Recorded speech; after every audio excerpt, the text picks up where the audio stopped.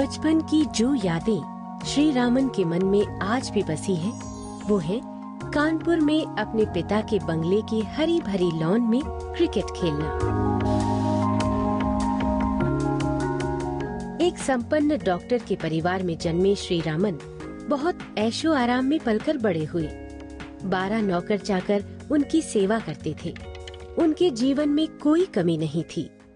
मेरा बचपन बहुत ही सुखाल था और मैं अपने बचपन में बहुत ही खुश था। मैं अच्छे उच्च कोटि ब्राह्मण परिवार में पैदा हुआ और मेरी परवरिश भी बहुत ही धूमधाम से होती रही।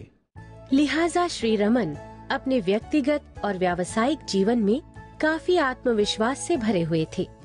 काफी कम उम्र में ही वो तरक्की की बहुत सी सीढ़ियां चढ़ चुके थे और एक सफल व्यक्ति बन चुके थे, बिल्कुल अपने पिता की तरह।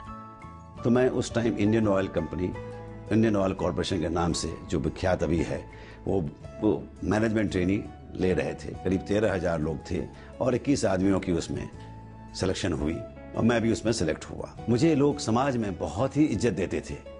इसलिए इज्जत देते थे कि मैं एक अच्छे परिवार का लड़का था, मेरी अच्छी तालीम हुई थी और उसके बाद मैं एक अच्छे ओहदे पे विराजमान था। ऊपर ऊंचा बढ़ता जा रहा हूं मैं अपने कंपनी में, तनख्वाह भी बढ़ती जा रही है, मेरे को कंफर्ट्स भी बढ़ता जा रहा है, लेकिन मुझे खाली खाली महसूस होता था।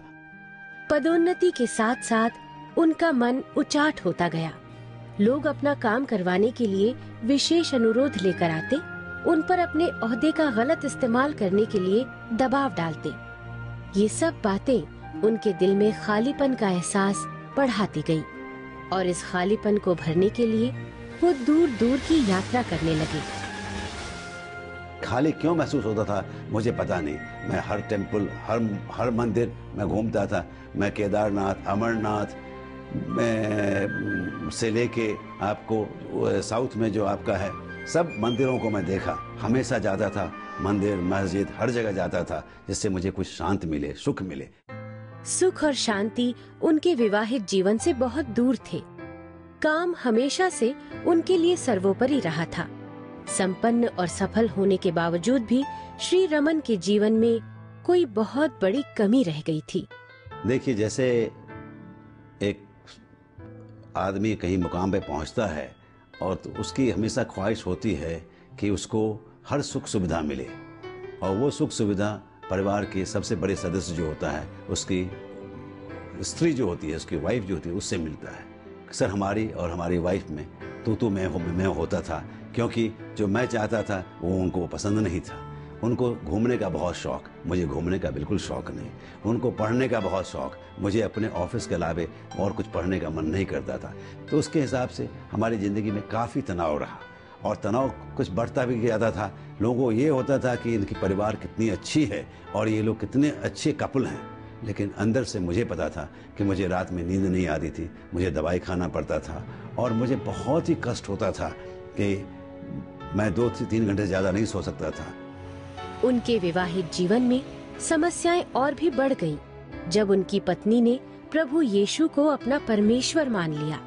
मुझे इतना बड़ा सदमा पहुंचा कि क्या बात कर रही हैं, किस भगवान की बात कर रही हैं, जबकि हमारे पास करोड़ों भगवान हैं। घर में मंदिर है जिसमें हमने कम से कम सैकड़ों भगवान की मूर्तियां, हर तरह की मूर्तियां, चाहे वो संगमरमर की हो, चाहे वो स्टील की हो, चाहे वो आइवरी की हो, हर तरह की मूर्तियां मैंने सजा रखा है।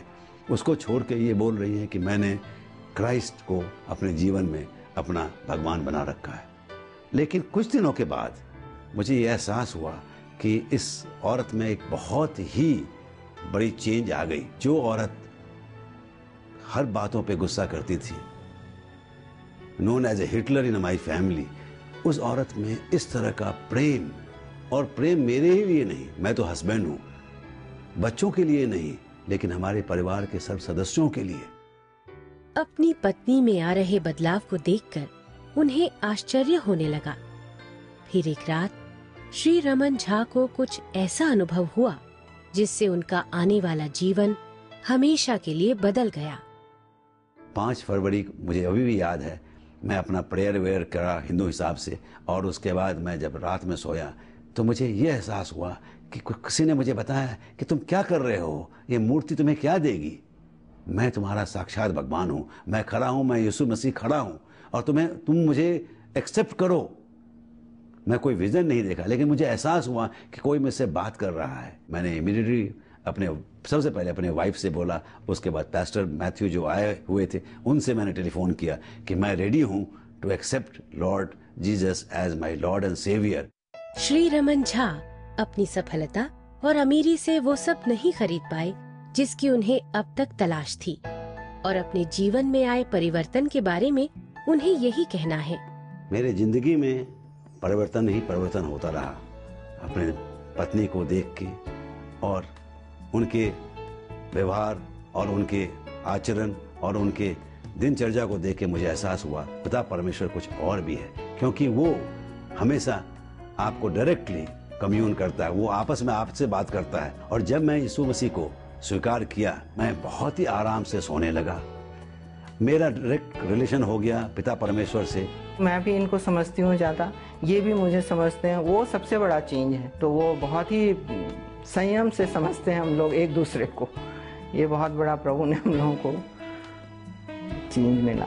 जिंदगी का जो इतना 30 बरस बीत चुका है, उसमें मैंने अगर कुछ हासिल किया है तो प्रभु को ही हासिल किया है, यीशु मसीह को ही हासिल किया है। और ये मेरी ज़िंदगी की सबसे बड़ी जीत है कि यीशु मसीह ने मुझे अपने परिवार में एक सदस्य के रूप में स्वीकार किया है और मैं उनको पिता परमेश्वर के रूप में स्वीकार करूँ।